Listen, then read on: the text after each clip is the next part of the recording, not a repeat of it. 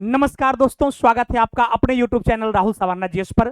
दोस्तों, बिहार एग्जाम के लिए, बिहार की विभिन्न प्रतियोगी परीक्षा के लिए साइंस का जो बेहतर कलेक्शन लेकर हम आते हैं हर दिन, तो आज भी हम आ चुके हैं। आप जल्दी जल्दी इस वीडियोज को सभी लोग शेयर कर दीजिए और लगातार एक एक प्रश्न को अच्छे से देखते जाइए। आज हम इसके पार्ट 5 पर है। जो इससे पहले का वीडियो जो नहीं देखे हैं, पार्ट 1, पार्ट 2, पार्ट 3, पार्ट 4, ये सारे वीडियोज को आप लोग जरूर देख लेंगे। और प्रत्येक प्रश्न जो इसका होता है वो प्रीवियस ईयर का क्वेश्चन होता है और मॉडरेट क्वेश्चन होता है, जो आपके आने वाले एग्जाम में आपको बहुत ज्यादा सपोर्ट करती है। तो आइए मेरे दोस्त देखते हैं। सबसे पहला सवाल जो यहां से आया है वो सवाल क्या है, तो आप गौर करेंगे। ये सवाल आपका है कि जल का जब हिमीकरण होता है अर्थात फ्रीजिंग होता है, तो फ्रीजिंग होने पर इसके टेम्परेचर पर अर्थात उसके तापमान पर क्या प्रभाव पड़ता है। अब आपके सामने ऑप्शंस है कि तापमान घटता है, तापमान अपरिवर्तित रहता है, बढ़ता है, घटता है और बढ़ता है। तो आपको जो लगता है आप जरूर कमेंट करें। हम सब दिन बोलते हैं मेरे दोस्त कि यदि आप क्वेश्चन को देखते हैं और आपके सामने ऑप्शंस है और आपको लगता है कि आंसर ये होना चाहिए, तो आपको कमेंट करनी चाहिए। या तो सही होगा या तो गलत होगा। गलत होगा तो आप सीखेंगे और सही होगा तो आपका कॉन्फिडेंस बढ़ेगा। इसलिए प्रत्येक प्रश्न का आंसर जो है आप लोग कमेंट में जरूर दिया कीजिए और कमेंट में देना चाहिए आपको। तो सभी लोग कमेंट जरूर करेंगे इसका आंसर क्या होगा। तब तक मैं इसकी कॉन्सेप्ट आपको बताता हूं। जल के हिमीकरण की यदि मेरे दोस्त बात करता है तो जल का फ्रीजिंग जो होता है, हिमीकरण का मतलब क्या हो गया? हिमीकरण का मतलब हो गया फ्रीजिंग, यानी जमना जिसको आप कहते हैं। तो यहां पर सवाल है कि जल के हिमीकरण होने पर उसके टेम्परेचर पर क्या प्रभाव पड़ता है। तो जल का जो फ्रीजिंग होता है वो जल का फ्रीजिंग पॉइंट होता कितना है? तो जल का फ्रीजिंग पॉइंट जो है वो आपका 0 डिग्री सेल्सियस होता है। यदि हम जल के फ्रीजिंग पॉइंट की आपसे बात करते हैं तो जल का जो फ्रीजिंग पॉइंट है वो आपका 0 डिग्री सेल्सियस होता है। यदि बर्फ के मेल्टिंग पॉइंट की बात करेंगे तो बर्फ का जो मेल्टिंग पॉइंट होता है वो भी आपका 0 डिग्री सेल्सियस ही होता है। तो इस तरीके से यदि मैं आपसे बात करूं इसके फ्रीजिंग पॉइंट और मेल्टिंग पॉइंट के रिलेशन में, तो आपका आंसर यहां पर 0 डिग्री सेल्सियस आता है। अर्थात इसके हिमीकरण होने पर जल का जो टेम्परेचर है, जल का जो तापमान है, इसके तापमान पर कोई प्रभाव नहीं पड़ता है। इसलिए आंसर क्या हो जाएगा? आंसर हो जाएगा अपरिवर्तित रहता है। उम्मीद करते हैं आप सब लोग इसका आंसर जरूर किए होंगे और करेंगे तो आपका आंसर सही हुआ होगा। गलत हुआ होगा तो आपको सीखने को मिलेगा, सही होगा तो आपका कॉन्फिडेंस बढ़ेगा। तो आंसर क्या होगा भाई? अपरिवर्तित रहता है। यानी जल के फ्रीजिंग में यानी अर्थात हिमीकरण जब होगा तो उसके टेम्परेचर पर क्या प्रभाव पड़ता है। तो जल का जब फ्रीजिंग होता है, जल का जब हिमीकरण होता है तो उसके टेम्परेचर पर कोई प्रभाव नहीं पड़ता है, अर्थात टेम्परेचर अपरिवर्तित रहता है। अगला सवाल आपसे कहता है कि प्रकाश विद्युत सेल का क्या वर्क है। मतलब प्रकाश विद्युत सेल जो है ये किस ऊर्जा को किस ऊर्जा में कन्वर्ट करती है। अब यदि मैं ऑप्शन की आपसे बात करूं तो पहला है कि विद्युत ऊर्जा को प्रकाश ऊर्जा में परिवर्तन। तो आप यहां ध्यान देंगे मेरे दोस्त कि जो विद्युत ऊर्जा को प्रकाश ऊर्जा में बदलता है ऐसा कौन सा डिवाइस है, तो इसमें नाम आता है विद्युत बल्ब का। यानी आपका विद्युत बल्ब क्या करता है, यह विद्युत ऊर्जा को अर्थात इलेक्ट्रिकल एनर्जी को क्या करता है, यह प्रकाश एनर्जी में जो है या उसमें एनर्जी में कन्वर्ट करता है। तो आपका आंसर क्या हो गया? विद्युत बल्ब। लेकिन ये पूछा था प्रकाश विद्युत सेल के बारे में, तो क्लियर हो गया कि आपका आंसर ए नहीं होगा। दूसरा है कि उसमें ऊर्जा को विद्युत ऊर्जा में कौन कन्वर्ट करता है, तो ये करता है heat electric device. Heat electric device जो है एक डिवाइस है जो कि आपको उसमें ऊर्जा को विद्युत ऊर्जा में कन्वर्ट करता है। तो ये भी आंसर नहीं होगा। अगला है प्रकाश ऊर्जा को रासायनिक ऊर्जा में। तो आपको पता होगा कि जब पौधे में फोटोसिंथेसिस होती है, जब पौधे में प्रकाश संश्लेषण होता है, प्रकाश संश्लेषण होता है, तो जब पौधे में प्रकाश संश्लेषण होता है तो इस प्रकाश संश्लेषण के दौरान जो है प्रकाश ऊर्जा जो है वो उसमें ऊर्जा जो है प्रकाश ऊर्जा जो है ये रासायनिक ऊर्जा में कन्वर्ट होता है। अर्थात पेड़ पौधे अपना भोजन आसानी से बना पाता और उस भोजन को ग्रहण करते हैं। तो ये भी आंसर नहीं होगा, ये भी गलत हो गया। अगला है प्रकाश ऊर्जा को विद्युत ऊर्जा में। तो आपका आंसर क्या होगा?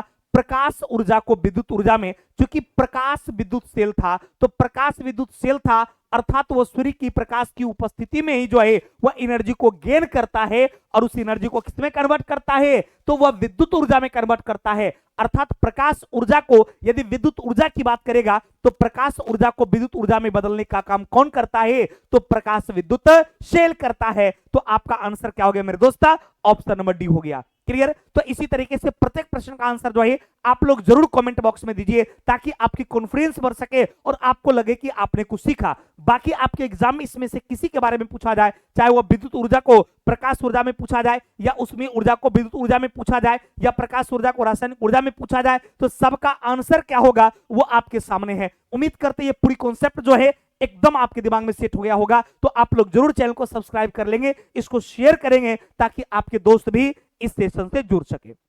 अगला प्रश्न है कि न्यूटन के गति के तृतीय नियम के कार्य बल और प्रतिक्रिया बल जो है ये किस प्रकार काम करती है। यदि मैं आपसे बात करूं Newton's third law of motion का, Newton's third law of motion का यदि मैं आपसे बात करूं, Newton's third law of motion का, तो आप ध्यान देंगे इसमें न्यूटन का तीसरा गति नियम कहता है कि दुनिया में कोई भी वस्तु जो है वो दो वस्तु अलग अलग, वह वस्तु एक दूसरे के विपरीत बल लगाता है और बराबर बल लगाता है। यानी इसमें कहा गया कि जब दो वस्तु के बीच बल लगती है तो उसमें जो एक ऑब्जेक्ट होता है, ये ऑब्जेक्ट मान लिया जाए, इस ऑब्जेक्ट पर जो बल लगाती है ये बल कहलाता है एक्शन फोर्स। क्या कहलाता है भाई, तो ये आपका कहलाता है एक्शन फोर्स। और ये ऑब्जेक्ट जो इस पर बल लगाती है इसको कहा जाता है रिएक्शन फोर्स। क्या कहा जाता भाई, तो रिएक्शन फोर्स। यानी एक ऑब्जेक्ट जो दूसरे पर बल लगाता है, तो पहला जब दूसरे पर बल लगाता है तो वो आपका एक्शन फोर्स कहलाता है, और दूसरा ऑब्जेक्ट जो पहले पर बल लगाता है वो रिएक्शन फोर्स कहलाता है। अर्थात ये बल जब भी लगता है तो दो अलग अलग डिवाइस के बीच, यानी दो अलग अलग ऑब्जेक्ट के बीच, दो भिन्न भिन्न ऑब्जेक्ट के बीच लगता है, और वो बल जो है बराबर और विपरीत लगता है। कैसा लगता है भाई, तो बराबर और विपरीत लगता है। तो अब यहां ऑप्शन में देखेंगे, पहला था कि भिन्न पिंडों के पर कार्य करता है, बिल्कुल सही है। अगला है एक पिंड पर कार्य करता है, एकदम गलत है। सदैव बराबर नहीं होता है, यह भी गलत है, और सदैव बराबर होता है, यह भी सही है। यानी पहला भी सही है और चौथा भी। तो कहता दिए गए संकेतों में सही उत्तर का चयन कीजिए। तो 1 और 4 ये ऑप्शन नंबर बी में है, अतः आपका आंसर क्या हो गया भाई, ऑप्शन नंबर बी। क्योंकि मैंने आपको यहां कॉन्सेप्ट बताया था Newton third law of motion में, इसलिए न्यूटन का जो तीसरा गति नियम मेरे दोस्त है, इस न्यूटन के तीसरे गति नियम को कहा जाता है क्रिया प्रतिक्रिया का नियम, and action and reaction force theory कहा जाता है। क्योंकि इसमें एक ऑब्जेक्ट जो दूसरे पर बल लगाएगा वो आपका क्रिया बल होगा, और दूसरा जो पहले पर लगाएगा वो आपका प्रतिक्रिया बल होगा। तो क्लियर हो गई, ये बल जब भी लगेगा तो दो अलग अलग पिंड के बीच लगेगा, और ये दोनों पिंड के बीच लगने वाला बल बराबर और विपरीत होगा। अर्थात ये बल सदैव क्या होगा, वो आपस में बराबर होगा और एक दूसरे के विपरीत होगा। अतः ब्रह्मांड की प्रत्येक वस्तु जो अपने अपने पोजीशन पर बनी रहती है, यह न्यूटन के तीसरे गति नियम के कारण ही। या आप सड़क पर चलते हैं तो आप एक पैर से पीछे की ओर बल लगाते हैं तो दूसरा पैर को आगे करते हैं, तो आप जो चल पाते हैं सड़कों पर वो न्यूटन के तीसरे गति नियम के कारण है। क्योंकि एग्जाम में सवाल पूछी जाती है कि सड़कों पर चलना, सवाल पूछा जाता है कि सड़कों पर पैदल चलना, सड़कों पर पैदल चलना जो है ये किसका उदाहरण होगा, तो सड़कों पर पैदल चलना जो है ये न्यूटन के तीसरे गति नियम का उदाहरण होगा। बंदूक से गोली जो निकलती है, नहीं उसका जो रिकॉलिंग होता है बंदूक का गोली निकलने के बाद, ये भी न्यूटन के तीसरे गति नियम का ही उदाहरण होगा। तो इस सब तरीका का सवाल जो है एग्जाम में कई बार पूछा गया है, तो इन सारे बिंदु को दिमाग में रखेंगे। और ये सब एनसीईआरटी के में लाइन बाय लाइन इस टाइप के एग्जांपल्स भी हैं, और आपको पता है कि आपके आने वाले एग्जाम में जो सवाल पूछे जाते हैं वो एनसीईआरटी और एससीईआरटी बेस्ड पूछे जाते हैं। अर्थात इस तरह के सवाल जो है, और इस तरह के खास करके कूट वाला सवाल जो है आपके बिहार के एग्जाम में प्रतियोगी परीक्षा में अनाधून पूछा जाता है। तो इन सारी चीजों को आप दिमाग में रखेंगे। क्लियर बाबू,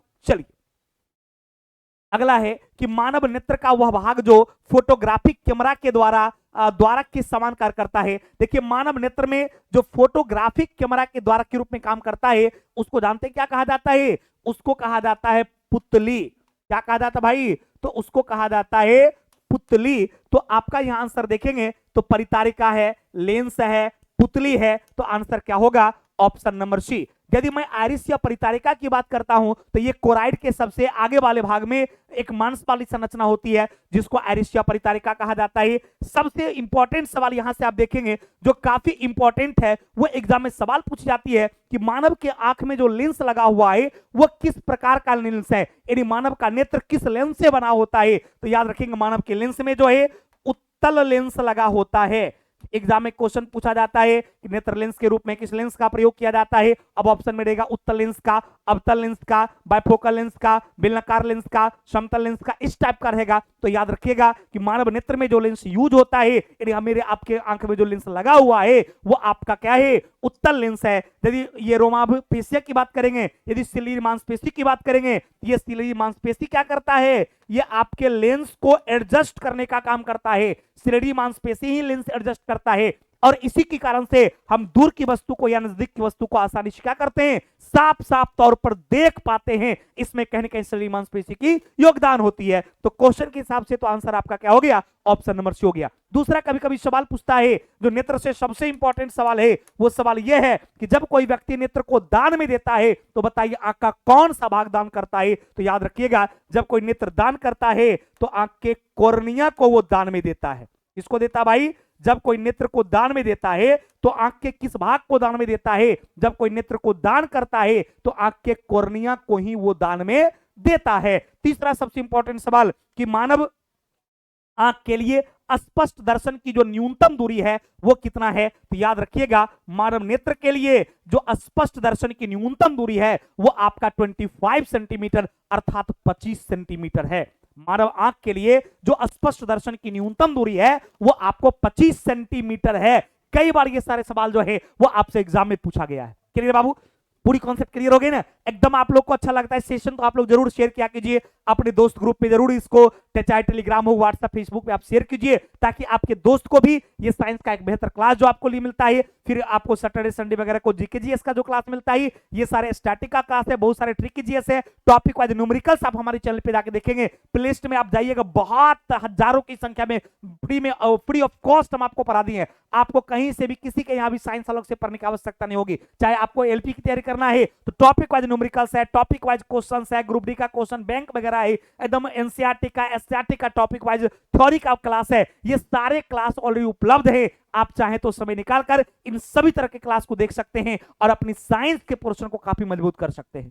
क्लियर भाई, चलिए अगला सवाल है कि सूर्य में ऊर्जा का जनन की प्रक्रिया क्या है। देखिए कहता है सूर्य में ऊर्जा की जो उत्पत्ति होती है, आपके सूर्य में जो ऊर्जा उत्पत्ति की बात होती है, यदि एनर्जी की बात होती है यानी ऊर्जा उत्पत्ति की बात होती है तो आप जान लेंगे आपके सूर्य का निर्माण जो है वो हाइड्रोजन गैस से हुआ है। यानी आपका सूर्य जो है ये क्या है भाई, तो ये हाइड्रोजन गैस का गोला है, अर्थात सूर्य के अंदर जो है यह आपस में हाइड्रोजन का क्या होता है, संलयन होता है। यानी हाइड्रोजन आपस में संलयित होता है, वो आपस में जुड़ता है और उसी जुड़ने से अपार मात्रा में उष्मा और प्रकाश का, उस संलयन का मतलब ही होता है जुड़ना। यानी जब दो हल्के हल्के एलिमेंट्स, दो हल्के हल्के नाभिक आपस में जुड़कर एक भारी नाभिक का निर्माण करता है तो इस प्रक्रिया को ही संलयन कहा जाता है। अर्थात सूर्य का निर्माण जो है, यानी सूर्य का निर्माण जो है यह हाइड्रोजन गैस से हुआ है और इसमें हाइड्रोजन आपस में संलयित होता है और हीलियम जैसे अस्थायी नाभिक का निर्माण होता है। इसी क्रम में अपार मात्रा में उष्मा का भी और अपार मात्रा में प्रकाश का भी उत्सर्जन होता है। इसलिए आंसर आप क्या दे सकते हैं, यूरेनियम था, हीलियम था, हाइड्रोजन था, तो आपका आंसर होगा हाइड्रोजन का संलयन। क्लियर बाबू, कैसा लगा आपको ये प्रश्न, बहुत बेहतर था ना। यदि यूरेनियम की बात करेंगे तो याद रखिएगा यूरेनियम का विखंडन किसमें होता है, तो एटॉमिक रिएक्टर में होता है। यदि आपसे परमाणु रिएक्टर का सवाल होता कि बताइए परमाणु रिएक्टर जो है, इस परमाणु रिएक्टर में ऊर्जा का स्रोत क्या है, तो आप आंसर बोलते यूरेनियम का विखंडन। क्योंकि परमाणु रिएक्टर जो है उसमें ईंधन के रूप में यूरेनियम का प्रयोग किया जाता है और यही यूरेनियम विखंडित होती है तो इससे वह उसमें ऊर्जा जो है विद्युत ऊर्जा में कन्वर्ट करवाया जाता है। और वर्तमान समय में भारत में 3% बिजली का उत्पादन जो है वो एटॉमिक रिएक्टर के माध्यम से ही होता है जिसमें यूरेनियम के विखंडन का प्रयोग किया जाता है। यदि मैं हीलियम के संलयन की बात करता हूं तो हीलियम के संलयन से जो है आपका हीलियम बम बनता है और हाइड्रोजन के संलयन से हाइड्रोजन बम बनता है। क्लियर, चलिए तो आंसर आपका हो गया ऑप्शन नंबर सी। अगला प्रश्न कहता है कि सूर्य के अलावा पृथ्वी के निकटतम तारे, देखिए सूर्य के अलावा मींस दैट क्या, सूर्य को छोड़कर कहता है कि पृथ्वी के निकटतम तारे से प्रकाश को पृथ्वी तक आने में कितना समय लगेगा। तो ध्यान देंगे, सूर्य से जो निकटतम पृथ्वी के तारे हैं, सबसे पहला जानकारी तो आप ये लीजिए कि पृथ्वी का जो सबसे निकट का तारा है वो आपका सूर्य है, लेकिन कहता है सूर्य को छोड़कर जो पृथ्वी का सबसे निकट है, तो सूर्य के अलावे जो पृथ्वी का निकट है उसमें नाम आता है प्रोक्सिमा, प्रोक्सिमा सेंचुरी। किसका नाम आता है? प्रोक्सिमा सेंचुरी जो है ये आपका सूर्य के बाद यदि किसी का नाम है तो उसमें प्रोक्सिमा सेंचुरी का नाम आता है। अब ये प्रोक्सिमा सेंचुरी से अर्थ का डिस्टेंस की बात करेंगे, इसके बीच की यदि दूरी की बात करेंगे तो दूरी है 4.2 प्रकाश वर्ष। कितना दूरी है भाई? 4.2 प्रकाश वर्ष है। अतः पृथ्वी तक प्रोक्सिमा सेंचुरी के लाइट को जाने में 4.2 वर्ष का समय लगता है। तो यहां से बहुत सारी डाटाओं आपने सीखा, इस प्रकार आपका आंसर क्या हो गया? 4.2 वर्ष, जो कि यहां पर ऑप्शन नंबर बी में आपको दिख रहा है। सबसे बड़ी जानकारी है कि आपसे एग्जाम में यह सवाल पूछा जाएगा कि बताइए सूर्य के बाद यानी सूर्य को छोड़कर पृथ्वी का जो सबसे निकट का तारा है वो कौन सा है? तो सूर्य को छोड़कर जो पृथ्वी का सबसे निकट का तारा है वो आपका प्रोक्सिमा सेंचुरी है। फिर सवाल दूसरा आता है कि पृथ्वी से प्रोक्सिमा सेंचुरी की दूरी क्या है? 4.2 प्रकाश वर्ष। जैसे पृथ्वी से सूर्य की दूरी पूछा जाए तो यह आपका 15 करोड़ किलोमीटर है। 15 करोड़ किलोमीटर, 15 करोड़ किलोमीटर है। किसके? सूर्य और पृथ्वी के बीच की दूरी जो है वो आपका 15 करोड़ किलोमीटर है, लेकिन सूर्य से जो प्रोक्सिमा सेंचुरी है उसका डिस्टेंस 4.2 प्रकाश वर्ष है। अतः प्रोक्सिमा सेंचुरी से प्रकाश को पृथ्वी तक पहुंचने में 4.2 वर्ष का समय लगता है। तो आपका आंसर हो गया ऑप्शन नंबर बी। दूसरी बात, यदि सूर्य की बात करेंगे कि सूर्य के प्रकाश को पृथ्वी तक आने में कितना मिनट लगता है, तो इसमें 8 मिनट 20 सेकंड का समय लगता है। कई बार ये क्वेश्चन पूछा गया है कि सूर्य के प्रकाश को पृथ्वी तक पहुंचने में कितना समय लगता है, तो सूर्य के प्रकाश को पृथ्वी तक पहुंचने में 8 मिनट 20 सेकंड का समय लगता है, जबकि प्रोक्सिमा सेंचुरी से प्रकाश को पृथ्वी तक पहुंचने में जो है 4.2 वर्ष लगता है। क्लियर बाबू?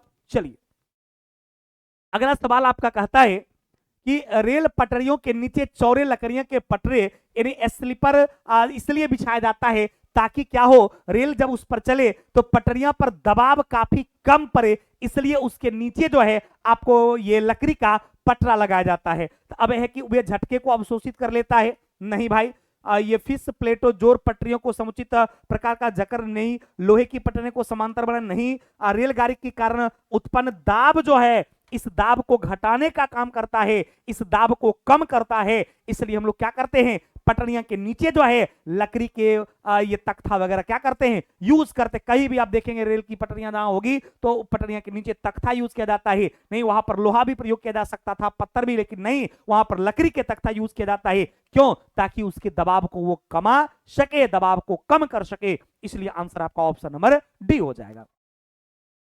अगला सवाल है कि पारा कांच को नहीं भिगोता है, यानी आप पानी पर कांच की बात करेंगे नहीं या पारा कांच की बात करेंगे तो आपका पारा जो है ये कांच को नहीं भिगाता है, क्योंकि इसका आसंजक बल जो है वो आपको अधिक होता है। यानी पारा और कांच के बीच के लगने वाला संसंजक बल जो है उसके आसंजक बल से अधिक होता है, इसलिए नहीं भिगो पाता है। तो आपका आंसर क्या हो गया भाई? सी हो गया।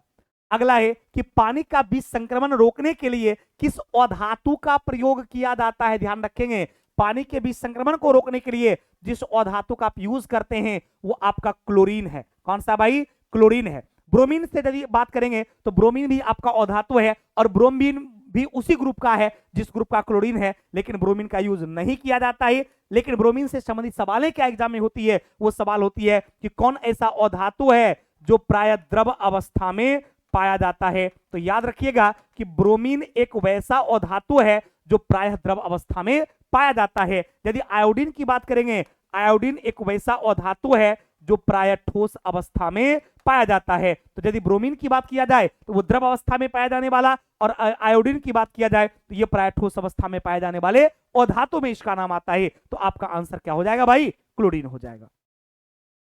अगला है कि गैस को तरल में परिवर्तित किया जा सकता है, यानी गैस पदार्थ को तरल में परिवर्तित दो कारण से।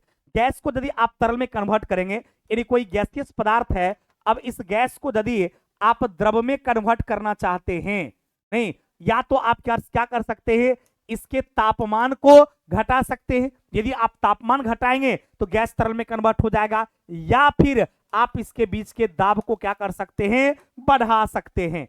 दो काम कर सकते हैं, या तो तापमान को आप घटा सकते हैं या फिर उसके दबाव को बढ़ा सकते हैं। इन दो कारणों से जो है वह तरल अवस्था में इजिली आ जाएगा। अब यहां है दबाव को बढ़ाकर, तो मैंने अभी तुरंत बताया कि दबाव को बढ़ाकर और तापमान को क्या करके, कम करके। तो दबाव को बढ़ाकर बिल्कुल सही, तापमान को बढ़ाकर बिल्कुल सही। लेकिन अब ऑप्शन में चूंकि एक ही मारना है, उपरोक्त तो दोनों है, इसलिए आंसर आपका क्या हो जाएगा, ऑप्शन नंबर सी, यानी तापमान को कम करके और दबाव को बढ़ा करके आप किसी भी गैस को द्रव में कन्वर्ट कर सकते हैं। तो आपका आंसर हो गया ऑप्शन नंबर सी। क्लियर बाबू, एकदम ये सारे कॉन्सेप्ट दिमाग में जाता है तो एकदम आप लोग लाइक बटन दबाते जाइए और शेयर करते जाइए। और उम्मीद करते हैं ये सेशन आपको बहुत अच्छा लगा होगा, तो आप लोग जरूर लाइक करेंगे, कमेंट करेंगे, शेयर करेंगे, और नए हैं तो चैनल को सब्सक्राइब कर लेंगे। धन्यवाद।